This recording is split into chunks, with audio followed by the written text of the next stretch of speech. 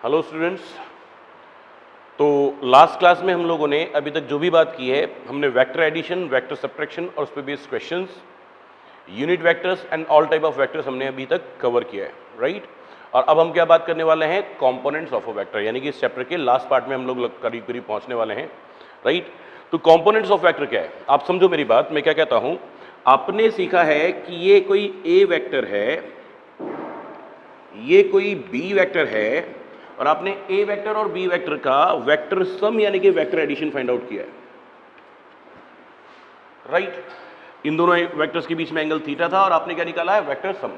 इसी तरह से एक और बात करें कि ये कोई ए वेक्टर है, ये कोई बी वेक्टर है, और ये उन दोनों का वेक्टर सम है आर वेक्टर। दोनों वेक्टर्स के बीच में एंगल कितना है, 90 डिग्री, और ये वाला एंगल किसी एक वेक्टर के साथ कितना है, अल्फा। यही सीखा ना अभी तक। हमने क्या किया, इन दोनों वेक्टर्स को ऐड किया। अब आप बताएं, क्या ये पॉसिबल है कि इस वेक्टर को मैं वापस से दो म्यूचुअली परपेंडिकुलर पार्ट्स में डिवाइड कर दूं? इस वेक्टर को एक्स एक्सिस के अलोंग एक वेक्टर में कन्वर्ट करूं तो वो वापस ए आ जाए, और इस वेक्टर को दो पार्ट्स में डिवाइड किया तो दूसरा पार्ट कितना हो, बी हो। यस और no, is that possible? Yes. जब मैं दो वेक्टर्स को ऐड करके एक रिजल्टेंट वेक्टर फाइंड आउट कर सकता हूं, तो मैं एक वेक्टर को डिवाइड करके दो म्यूचुअली परपेंडिकुलर पार्ट्स में भी डिवाइड कर सकता हूं। Yes or no? And these A vector and B vector will be known as rectilinear components of this R vector. अगर एक वेक्टर को दो म्यूचुअली परपेंडिकुलर पार्ट्स में डिवाइड कर दिया जाए तो this A vector and B vector, these two mutually perpendicular vectors will be known as rectilinear components of a vector. Is that okay? या फिर यूं कहें, सपोज करो ये एक ब्लॉक है और यहां पे आपने एक फोर्स अप्लाई किया, सपोज 10 न्यूटन, ठीक है। तो बताएं, ये ब्लॉक इस तरफ जाना शुरू कर देगा क्या, या आगे की तरफ जाना शुरू करेगा? ये इस तरफ तो नहीं जाएगा, कम से कम। क्यों नहीं जाएगा, उसके बहुत सारे कारण है, अपन धीरे धीरे आगे समझेंगे। परंतु मैं ये कह रहा हूं कि इस फोर्स का एक इफेक्ट इस डायरेक्शन में, हॉरिजॉन्टल डायरेक्शन में होगा, इस फोर्स का एक इफेक्ट इस हॉरिजॉन्टल डायरेक्शन में होगा, और इस फोर्स का एक इफेक्ट इसकी वर्टिकल डायरेक्शन में होगा, राइट। तो वर्टिकल डायरेक्शन क्या करेगा, इस ब्लॉक के वेट को बैलेंस करेगा, और हॉरिजॉन्टल इफेक्ट जो होगा इस फोर्स का, वो इसको आगे ले जाने में मदद करेगा। यानी कि एक्चुअल में क्या हुआ, आपने एक वेक्टर को दो म्यूचुअली परपेंडिकुलर वेक्टर्स में डिवाइड कर दिया। यानी कि मैं क्या कह सकता हूं, effect of a force in two mutually perpendicular directions are known as rectilinear components of that vector. Effects of a force in mutually perpendicular direction, in two mutually perpendicular directions, are known as rectilinear components of a vector. Is that okay? फिर से सुनो, actual में आपने क्या किया है, इस 10 Newton force को इस फोर्स में, सपोज इसको F1 बोल देता हूं, और ये वर्टिकल फोर्स यानी कि F2, F1 और F2 में डिवाइड कर दिया है। अब इस F1 की वैल्यू क्या है, इस F2 की वैल्यू क्या है, वो हम बाद में आगे फर्दर डिस्कस करने वाले हैं। यही पढ़ना है हमें आज, राइट। तो कुल मिला के बात क्या समझ में आई, एक वेक्टर को दो म्यूचुअली परपेंडिकुलर वेक्टर्स में डिवाइड कर देना ही रेक्टिलिनियर कंपोनेंट्स फाइंड आउट करना है। Is that okay? ओके, तो मैं यहां पे लिख रहा हूं,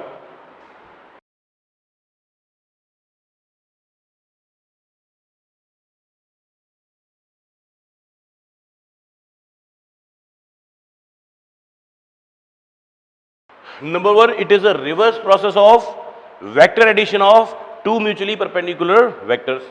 दो म्यूचुअली परपेंडिकुलर वेक्टर्स के वेक्टर एडिशन फाइंड आउट करने की अपोजिट प्रोसेस है कि एक वेक्टर को दो म्यूचुअली परपेंडिकुलर वेक्टर्स में डिवाइड करना, ठीक है।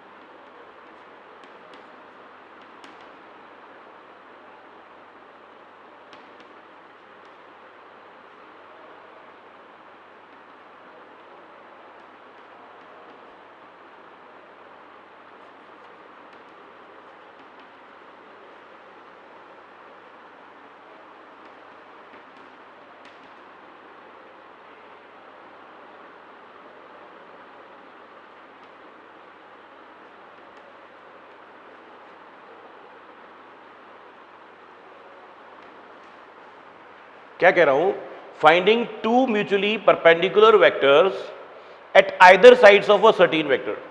एक सर्टेन वेक्टर के दो म्यूचुअली परपेंडिकुलर डायरेक्शन में जो कि उसके आइदर साइड्स में, आइदर साइड मतलब एक इस तरफ और एक उस तरफ। Finding two mutually perpendicular vectors at the either sides of a vector means finding two rectilinear components, finding two rectilinear components of a vector। यहां पे F1 और F2 कौन है? These are the rectilinear components of this 10 Newton force, right? and इन दोनों को वापस से vector addition करेंगे तो वही 10 न्यूटन मिलेगा, right? तो मैं क्या कह रहा हूं, F1 and F1 वेक्टर, चलो, and F2 vector are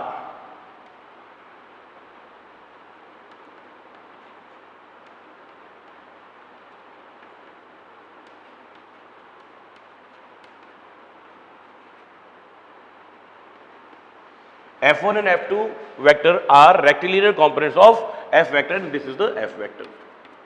Is that okay? Right? तो मैंने क्या कहा, finding two mutually perpendicular vectors at either sides of a certain vector is known as finding rectilinear components of a vector. Is that okay? यानी कि dividing a vector into two mutually perpendicular directions, dividing a vector into two mutually perpendicular directions is known as finding rectilinear component of that vector, right? That is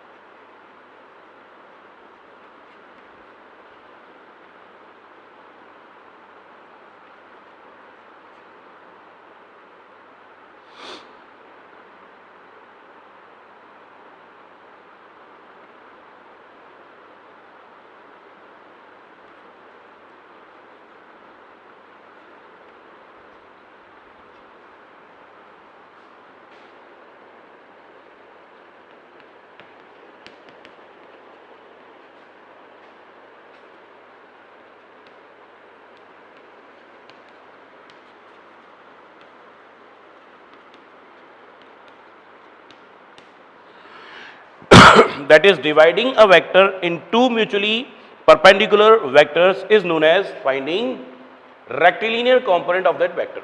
Is that okay? पहली बात। दूसरी बात,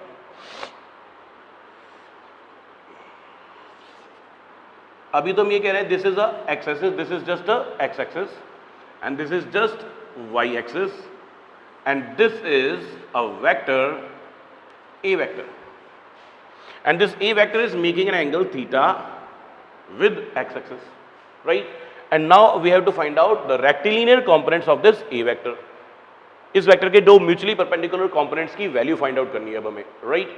okay, उसके लिए क्या करता हूं, ये जो वेक्टर A है इसके हेड से, इसके टिप से एक परपेंडिकुलर ड्रॉ कर रहा हूं। Let's say this is a vector O and this is point P, तो यहां पे this is Q, right? इसी तरह से यहां पे एक परपेंडिकुलर ड्रॉ कर देता हूं, this is R, ठीक है? तो I will say OQ is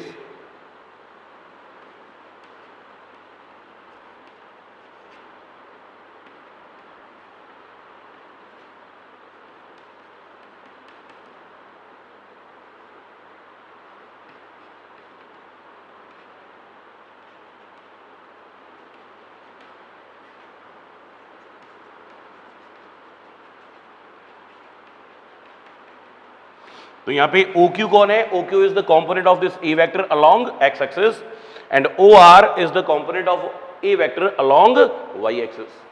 Is that okay? Okay. अब मुझे ये OQ की वैल्यू फाइंड आउट करनी है, तो मैं क्या करूं, मुझे यहां पे एक ट्राइंगल दिखाई देता है OPQ, इन ट्राइंगल OPQ मैं इस OQ को क्या कहूंगा? Base.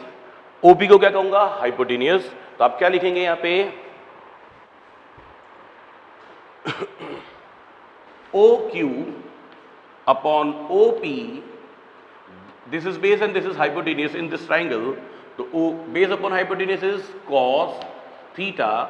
You will say OQ is equals to OP cos theta, that is OQ is equals to what? OP का मैग्नीट्यूड कितना था? A. ये हो जाएगा A cos theta. I will say OP vector magnitude is what? A. Right? Okay. तो इधर जो component आया वो कितना है आपके पास? A cos theta.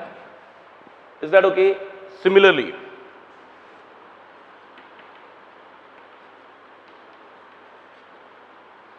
in triangle OPR,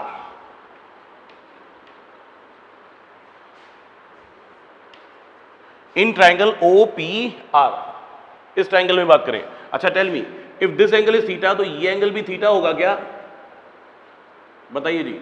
ये आपका ए वेक्टर है ही, ये एंगल थीटा होगा क्या? यस. क्यों होगा? Because these are the alternate angles. Am I right? Okay, alternate angles. तो ये थीटा हो गया. तो side OP, sorry side O R, इस ट्राइंगल OPR में ये एंगल थीटा है, तो थीटा के सामने वाली साइड क्या होगी? परपेंडिकुलर. एंड ये क्या हो जाएगी? हाइपोटेनियस. राइट? तो मैं क्या कहूंगा? OR upon OP. OR is the perpendicular, OP is the hypotenuse. Perpendicular upon hypotenuse is what? Sin of theta. तो आप कहेंगे OR equals to OP sin of theta. That means आप कहेंगे, अच्छा OP तो आपको पता है, OP means magnitude of OP vector, और इसकी वैल्यू कितनी है? A.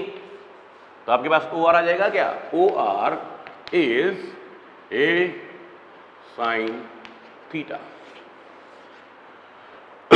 Is that okay? Number one. आपके पास OQ का मैग्नीट्यूड आ गया, आपके पास OR का मैग्नीट्यूड आ गया, तो आप OQ vector is equals to क्या लिख सकते हैं? ये क्या था? A cos थीटा, और ये किस डायरेक्शन में था? Along x axis. तो आप क्या लिख सकते हैं? A cos theta into I cap. Am I right or not? Yes. Similarly, OR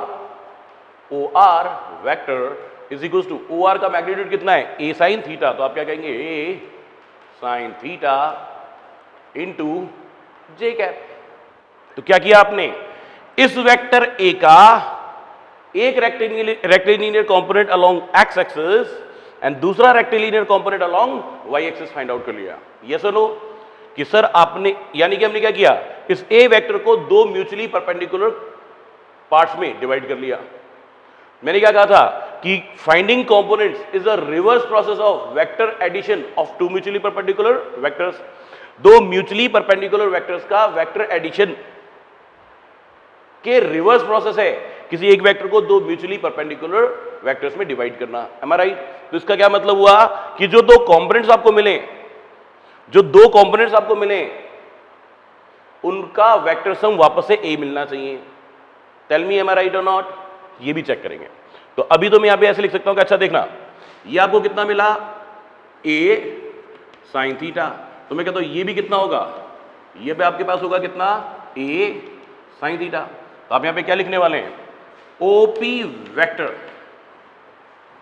इस OP वेक्टर की वैल्यू लिख रहा हूं, तो इसको क्या लिखूंगा? पहले हम x एक्सिस के अलोंग गए A cos थीटा, फिर हम y एक्सिस के अलोंग गए A sin थीटा. तो ये A cos theta into I cap, और फिर ये A sin theta into J cap. क्या लिखूंगा?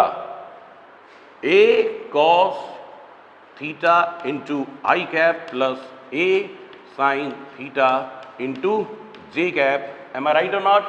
अब आप चाहें तो इस OP वेक्टर का मैग्नीट्यूड फाइंड आउट कर सकते हैं. Is that the vector addition of two vectors? Yes और नो? तो OP वेक्टर का मैग्नीट्यूड फाइंड आउट करना कैसे? I के कोफिशिएंट का स्क्वायर, तो A cos theta whole square, J के कोफिशिएंट का square A sin theta whole square का स्क्वायर रूट. तो OP वेक्टर्स मैग्नीट्यूड, ये A square cos square theta, ये A square sin square theta. आपने क्या किया? A स्क्वायर को कॉमन लिया, cos square theta plus sin square theta. cos square theta plus sin square theta कितना होता है? 1. तो तो इसकी वैल्यू आपने पुट की 1, तो क्या बचा a स्क्वायर, और a स्क्वायर का मैग्नीट्यूड कितना होगा a। Is that okay? फिर से सुनो, आपके पास एक वेक्टर है a cos थीटा, एक इसके परपेंडिकुलर एक और वेक्टर है कितना a sin थीटा, इन दोनों के बीच में एंगल कितना है 90। यस, तो इनका वेक्टर सम कहां होगा यहां पे। यस, इस वेक्टर सम की, इस वेक्टर एडिशन का मैग्नीट्यूड कितना होगा square root of a square plus b square plus 2ab cos theta.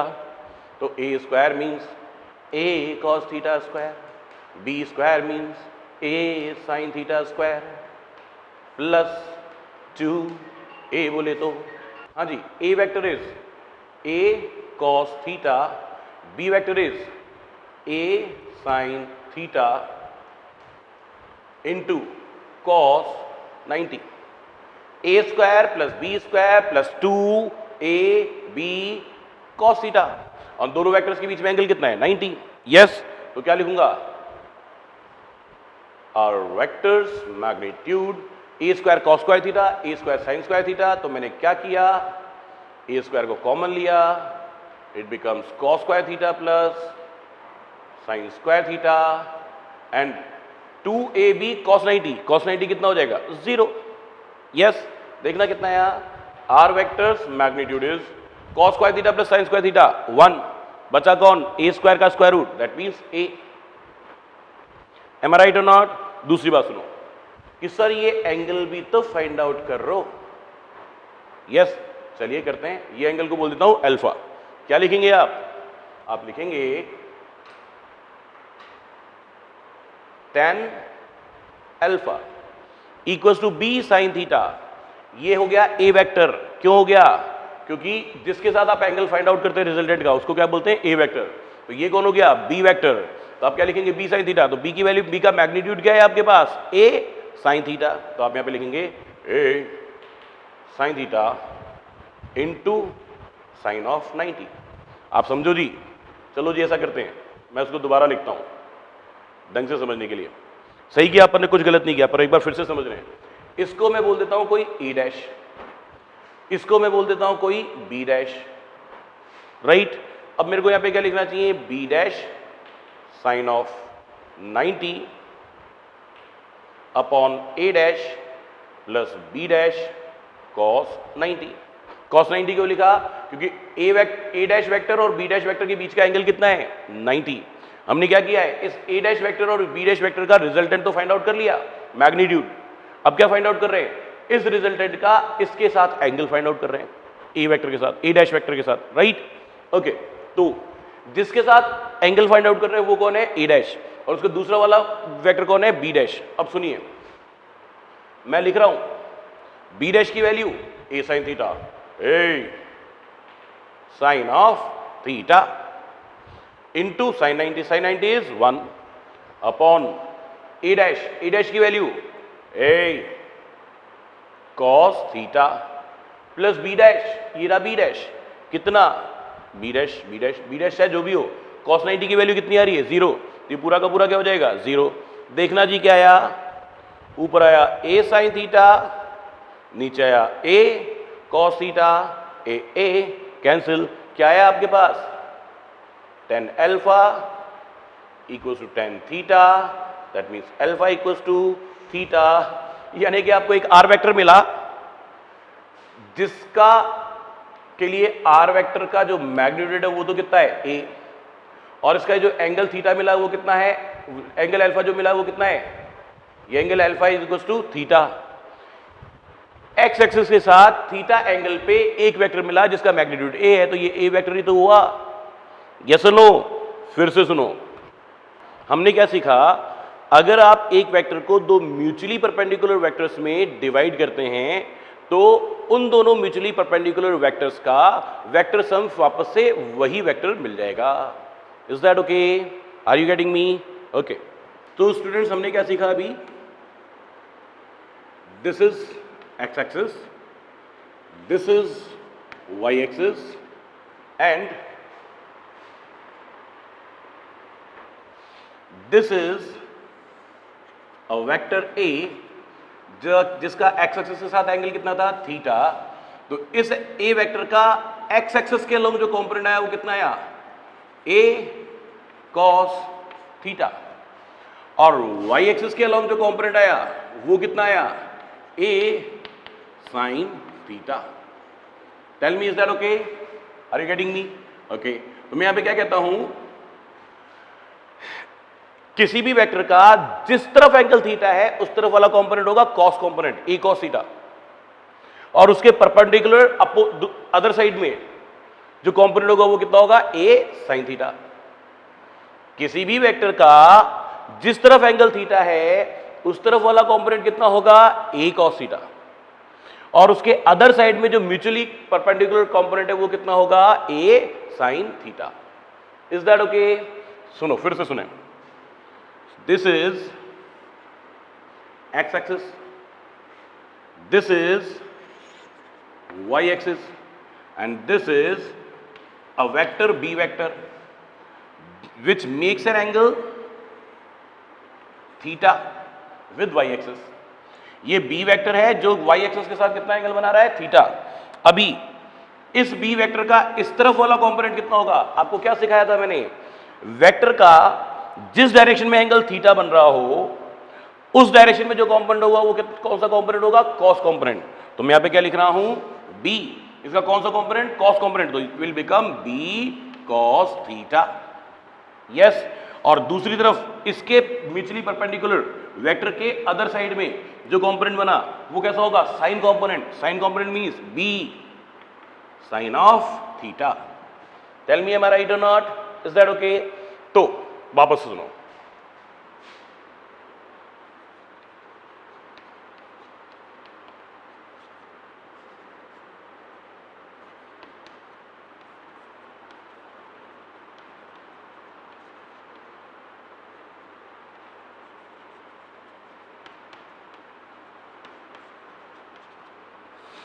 Some points to remember about vectors. Vectors के लिए कुछ इंपॉर्टेंट पॉइंट्स की बात कर रहे हैं। नंबर 1,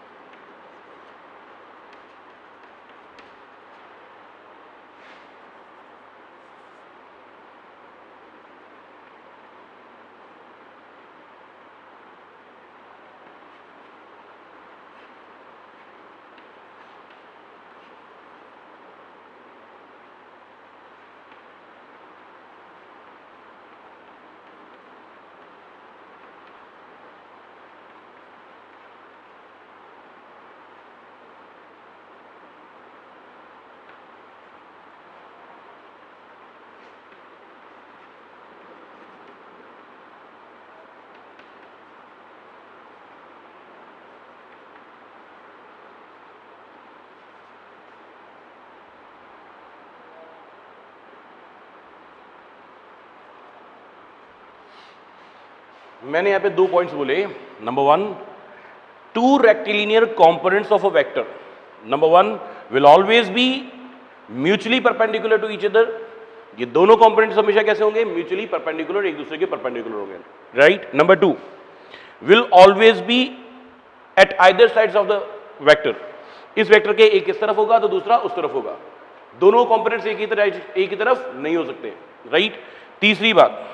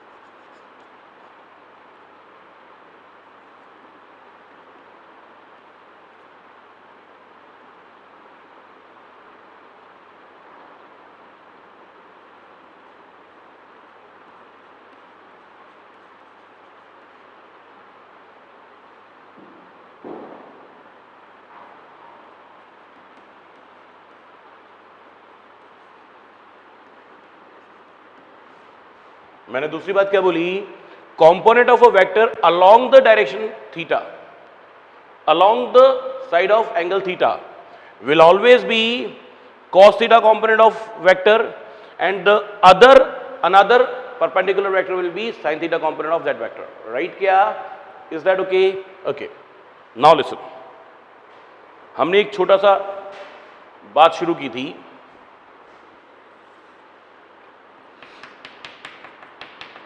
this is ground,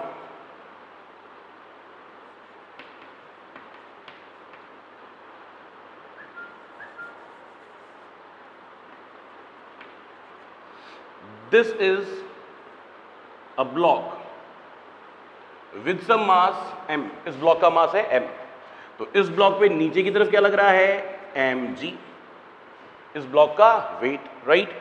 तो यहां पे आपने क्या लगाया, this is mg is what, आपने 10th क्लास में वेट के बारे में पढ़ा है, weight of a block is known as, weight of the block is equals to mass of the object into gravitational acceleration, तो this is what weight of the block, right? आपने इस block को move कराने के लिए इधर एक F force apply किया at an angle theta with horizontal, question asked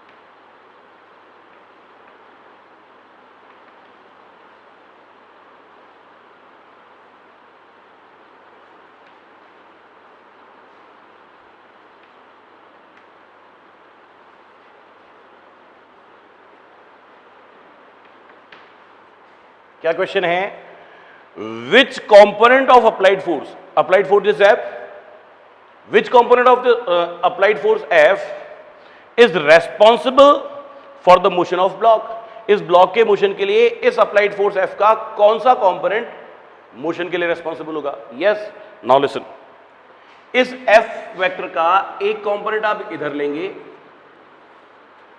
और एक कंपोनेंट आप इधर लेंगे, tell me am I right और not?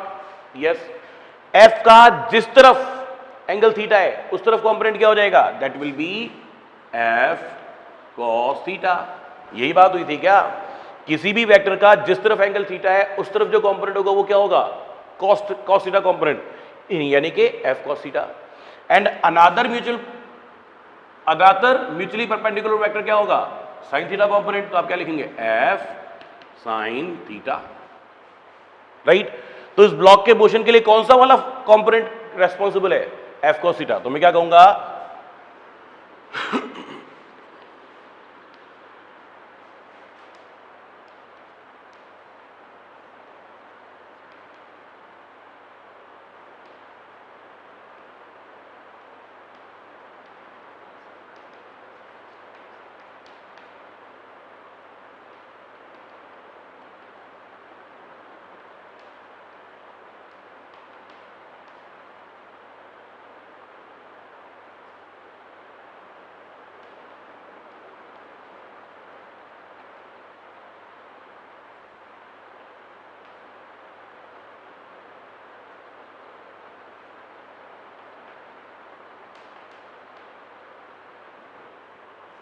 F cos theta is the force or component of force which is responsible for the motion of block along x axis, यानी कि along the surface, इस block का along the surface motion के लिए कौन सा component of force responsible है, F cos theta, right?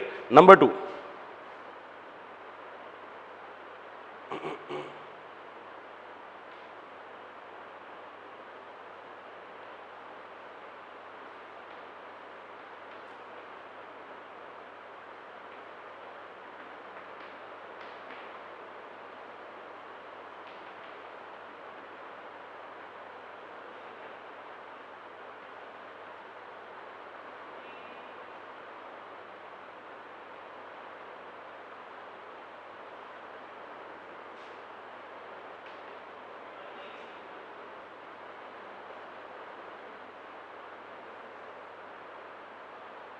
Find out the perfect condition for block to move along the surface. किसी ब्लॉक का सरफेस के अलोंग मूव करने की सबसे बेस्ट, सबसे परफेक्ट कंडीशन क्या होगी? राइट, सुनो, इस ब्लॉक पे, इस ब्लॉक का वेट कितना लग रहा है वर्टिकली डाउनवर्ड्स mg, और एक फोर्स का कंपोनेंट कितना लग रहा है F sin theta. Right, okay, तो मैं ये कह रहा हूं कि इस F sin थीटा से ये mg ज्यादा हो तो नेट फोर्स कितना लगेगा? नीचे, और नीचे ग्राउंड है इसलिए ब्लॉक नीचे तो जाएगा नहीं, यस और नो। तो इसका मतलब इसका मोशन वर्टिकल डायरेक्शन में तो होगा ही नहीं, तो सिर्फ एक फोर्स और कौन सा लगेगा? F cos थीटा, जो इसको हॉरिजॉन्टल ले जाएगा, यस और नो। फिर से सुनो, मैं बोलता हूं, if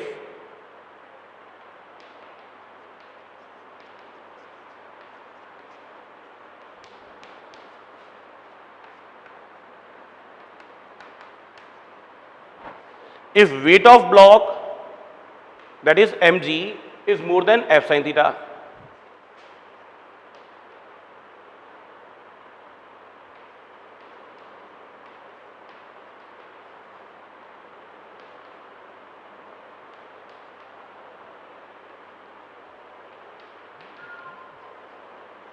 then block will not move vertically and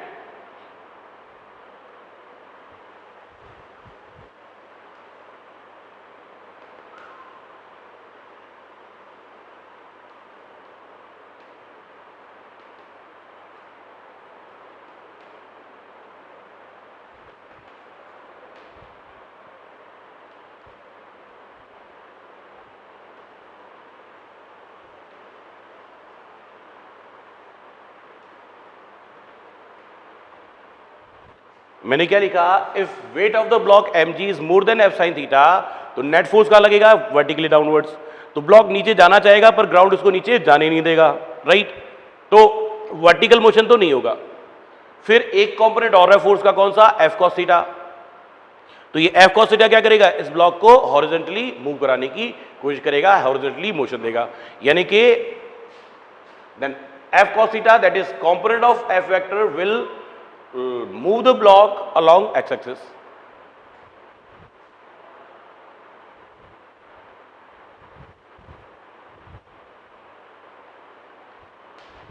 मैंने एक बात छोटी सी और ऐड कर दी, nothing else, nothing important. Component of F vector along x axis, F vector का जो एक्स एक्सिस के अलोंग कंपोनेंट है वो कौन है? एफ cos थीटा, वो उसको किधर मूव कराएगा? Along the x axis, yes और नो? ओके, तो हमारे पास यहां पे एक क्वेश्चन है जिसमें ये एक इंक्लाइंड प्लेन है, राइट। इंक्लाइंड प्लेन का मतलब हो गया हॉरिजॉन्टल से किसी एंगल पे झुका हुआ है, झुका हुआ plane, right. This is an inclined plane which is frictionless, frictionless inclined plane, this is frictionless inclined plane, right, friction नहीं है। तो क्वेश्चन कहता है find out the acceleration of this block along the inclined plane. Yes, अब सुनिए, ये block नीचे किस लिए आएगा? क्यों आएगा? Because earth pulls everything vertically downwards, क्योंकि अर्थ सभी ऑब्जेक्ट्स को नीचे की तरफ खींचती है, पुल करती है, यस और नो? ओके, अर्थ जो नीचे की तरफ खींचती है उसके लिए कितना फोर्स लगाती है? नीचे की तरफ एक फोर्स लगता है जिसको आप क्या बोलते हैं? mg, wait of the object, right, okay.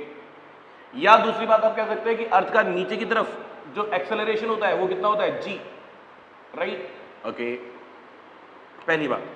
अब मैं ये कह रहा हूं, चलो एक बात और करते हैं। आप क्या जानते हैं? आप जानते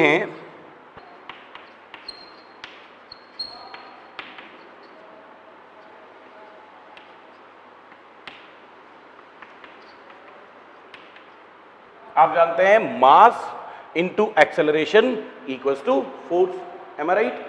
तो आप क्या लिख सकते हैं? Mass into acceleration equals to force. तो आप एक्सेलरेशन इक्वल्स टू कितना लिख सकते हैं? Force upon mass, am I right? ये सब आपने 10th क्लास तक पढ़ा हुआ है, 9th में पढ़ा था, राइट, ओके। अब सुनिए, इस ब्लॉक को नीचे की तरफ कौन सा फोर्स लग रहा है? mg। तो फोर्स की वैल्यू आपने कितनी लिखी? mg अपॉन m, m से m कैंसिल किया तो एक्सेलरेशन कितना है इसका? g। तो वर्टिकली डाउनवर्ड इस पे जो एक्सेलरेशन लग रहा है वो कितना लग रहा है? g। आपको सबको पता है अर्थ pulls all the objects vertically downwards with an acceleration equals to gravitational acceleration which is known as g. और g की वैल्यू कितनी होती है? दिस इज ऑलमोस्ट 9.8 मीटर पर second square. Is that okay? Number one. अब मैं ये कह रहा हूं कि इस पे जो फोर्स लग रहा है, इस फोर्स के मुझे क्या करने चाहिए? दो कंपोनेंट्स करने चाहिए. एक कंपोनेंट तो डेफिनेटली किस डायरेक्शन में करना चाहिए? Along the incline plane. One of the component of this weight along the incline plane. और एक इंक्लाइन प्लेन के अलोंग होगा तो दूसरा कंपोनेंट किधर होगा? Definitely perpendicular to the plane. मुझे क्या कर लेना चाहिए? इस फोर्स के दो म्यूचुअली परपेंडिकुलर इफेक्ट, दो mutually perpendicular rectilinear components find out कर लेने चाहिए. हाँ या ना? तो एक कंपोनेंट होगा इस तरफ अलोंग द प्लेन, क्योंकि मुझे एक्सेलरेशन किधर निकालना है. ये ब्लॉक किधर आएगा? Along the plane. तो इसका एक्सेलरेशन भी किधर फाइंड आउट करना है? Along the plane. तो एक कंपोनेंट किधर होना चाहिए? Along the plane. तो दूसरा कंपोनेंट क्या होना चाहिए? उसके परपेंडिकुलर वेक्टर के अदर साइड में. एम आई राइट और नॉट? यस. ओके. अब इस बात को समझते हैं. ये कंपोनेंट करने के लिए मुझे एंगल चाहिए सबसे पहले. तो पहले एंगल फाइंड आउट करेंगे, फिर फोर्स के कंपोनेंट्स करेंगे और फिर एक्सेलरेशन फाइंड आउट करेंगे. क्या करेंगे? First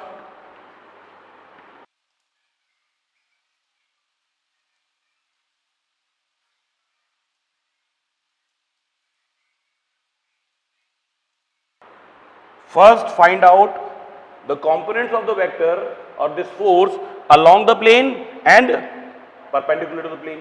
Is that okay? Number one. Number two,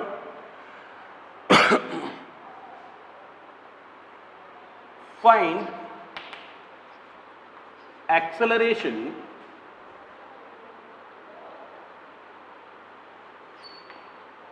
along the plane.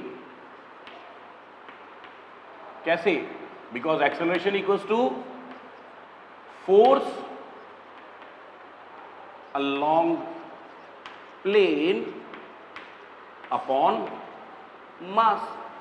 अभी सीखा था ना? Acceleration equals to force upon mass. Am I right? Okay. तो और इंक्लाइन प्लेन के अलोंग और परपेंडिकुलर फोर्स फाइंड आउट करने के लिए what you need? You need to find out angle. Right? तो हम सबसे पहले एंगल फाइंड आउट करेंगे. Listen, this is the inclined plane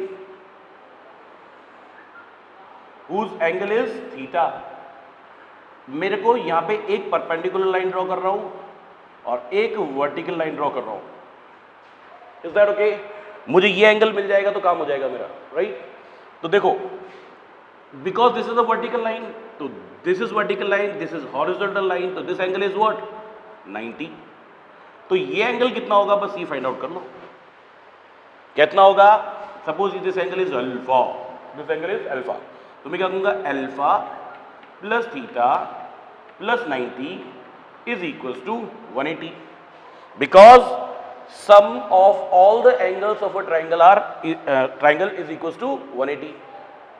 some of all the angles of a triangle is equals to 180. तो मैं यहां पे क्या लिख सकता हूं?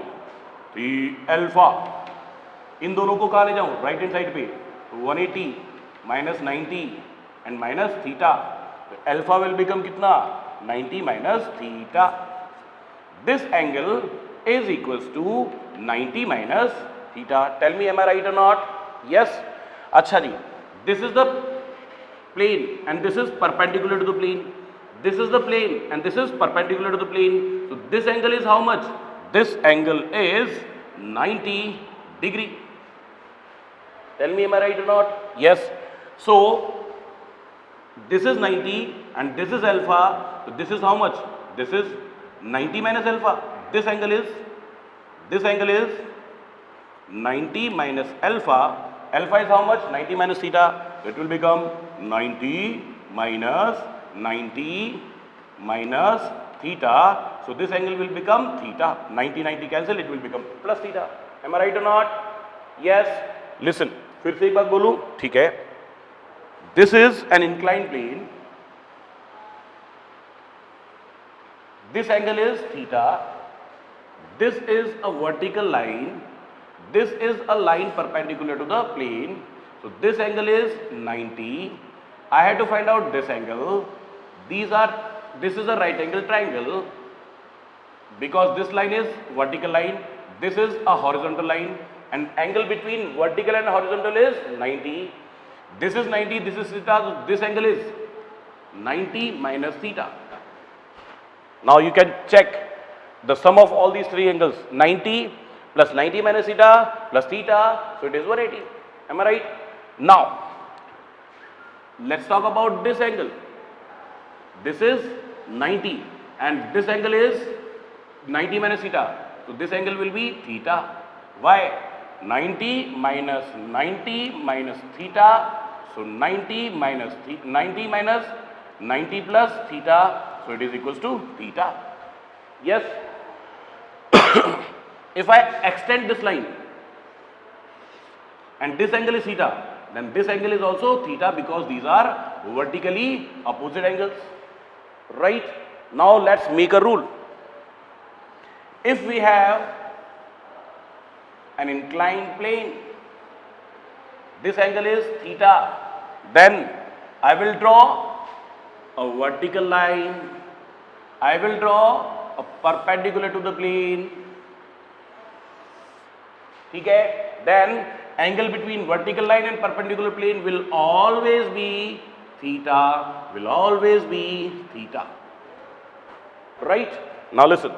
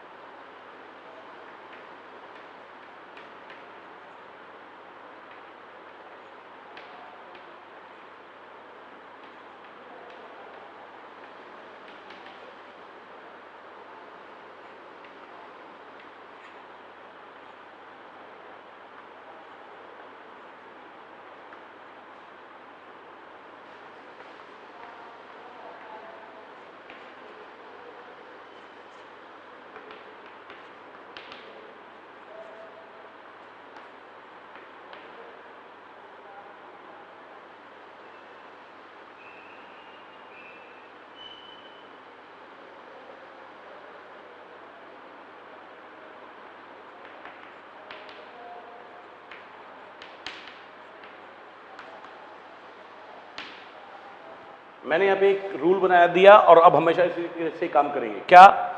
For an incline plane, angle between vertical line and line perpendicular to the inclined plane, this is line perpendicular to the inclined plane, will always be equal to the angle of inclined plane with horizontal. inclined plane का horizontal के साथ जितना angle है उतना ही angle ये होगा. Is that okay? बात clear है? ओके. अब हम अपने वापस क्वेश्चन पे चलते हैं और क्वेश्चन की बात करते हैं. राइट? सुनिए जरा, हम क्या कह रहे थे. ये था इंक्लाइन प्लेन, इसके ऊपर रखा हुआ था एक ब्लॉक, जिसपे उस ब्लॉक पे नीचे की तरफ क्या लग रहा था, उसका वेट mg. राइट? अब मुझे क्या करना चाहिए, मैं ये डिसाइड कर चुका हूं, वी हैव फाइंड आउट कि ये वाला एंगल कितना होगा, ये एंगल होगा थीटा. यस, यही सीखा अभी. अब मुझे क्या करने, इस mg फोर्स के, दिस इज द फोर्स जो इस ऑब्जेक्ट को नीचे पुल करना चाहता है. राइट? इस फोर्स के मैंने दो कंपोनेंट्स करने हैं और आपको क्या सिखाया था, जिस तरफ एंगल थीटा होता है उस तरफ वाला कंपोनेंट क्या होता है, कॉस कंपोनेंट. तो mg का इस तरफ एक कंपोनेंट होगा, वो कितना हो जाएगा, mg cos theta component. Yes, और इसके परपेंडिकुलर दूसरा कंपोनेंट जो वो कितना होगा, mg sin theta component.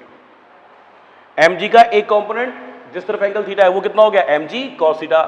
mg का दूसरा कंपोनेंट जो इस वाले कंपोनेंट के परपेंडिकुलर है वो किधर है, अलोंग द इंक्लाइन प्लेन, वो कितना हो गया, mg sin थीटा. यस और नो? बस हो गया काम. मैं क्या लिखूंगा, एक्सेलरेशन इज इक्वल्स टू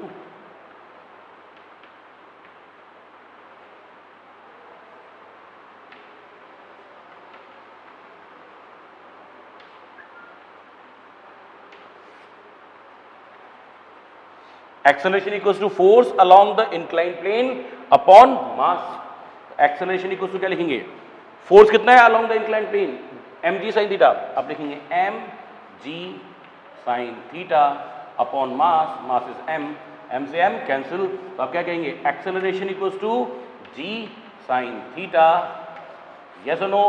तो इस इंक्लाइन प्लेन पे इस ब्लॉक का एक्सेलरेशन कितना होगा, g sine theta. Suppose if theta is 30 degree,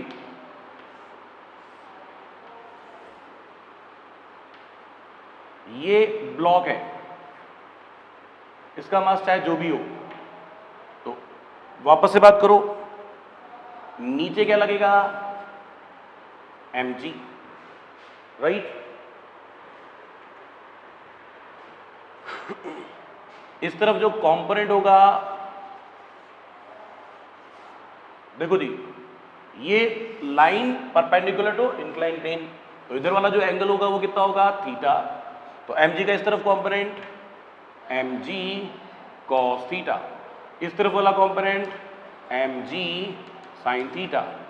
तो एक्सेलरेशन इक्वल्स टू क्या लिखेंगे, इस तरफ वाला फोर्स कितना है mg sin theta upon mass, mass कितना है m से m cancel, acceleration equals to g sin theta, theta कितना बताया आपको 30 डिग्री, जी की वैल्यू कितनी बताई आपको 9.8 metre per second square, values put करो, क्या आएगा ए इक्वल टू जी, जी की वैल्यू 9.8 और sine theta is sine 30, A equals to 9.8 into 1/2, acceleration equals to 4.9 metre per second square, that's the answer.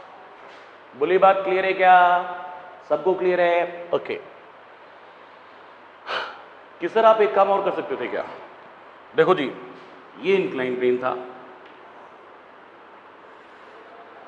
ये एंगल थीटा था, ये ऑब्जेक्ट था, ऑब्जेक्ट पे नीचे क्या लग रहा था, ग्रेविटेशनल एक्सेलरेशन, नीचे को जो अर्थ इसको पुल कर रही थी उसका एक्सेलरेशन कितना था जी।